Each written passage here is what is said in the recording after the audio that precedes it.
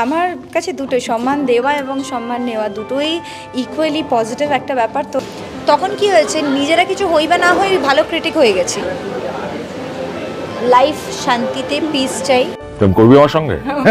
আমি উত্তর দিলাম না, এরকম ভাবে বললে জীবনে করবো না। ভাবছি তোমার উপগ্রহ হব, যে পাশ সূর্য মেঘে বিভোর সেই পাশে দিয়ে বৃষ্টি আনবো। সোল্ড। শুভস্মিতা ও সৌরভকে নিয়ে মুখ খুললেন অভিনেত্রী মধুমিতা সরকার। সৌরভ ও শুভস্মিতা ইতিমধ্যে এঙ্গেজমেন্ট পর্ব সেরে ফেলেছে।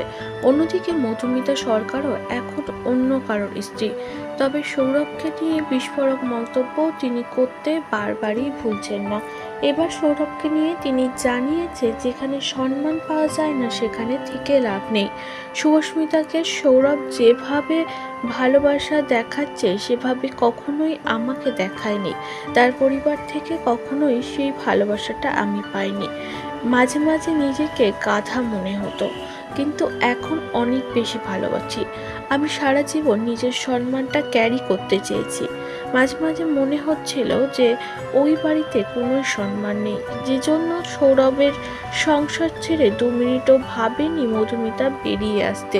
অন্যদিকে শুভস্মিতাকে আজ খুবই দেখা যায় ভালোবাসতে, স্নেহ করতে সৌরভ চক্রবর্তীকে। সৌরভের এত ভালো মানসিকতা দেখে, এত পরিবর্তন দেখে অ্যাপ্রিসিয়েটও করেছে মধুমিতা সরকার। তিনি জানিয়েছে, যদি দুজন দুজনকে সম্মান না দেয় কখনোই সে সম্পর্ক টিকিয়ে রাখা সম্ভব না।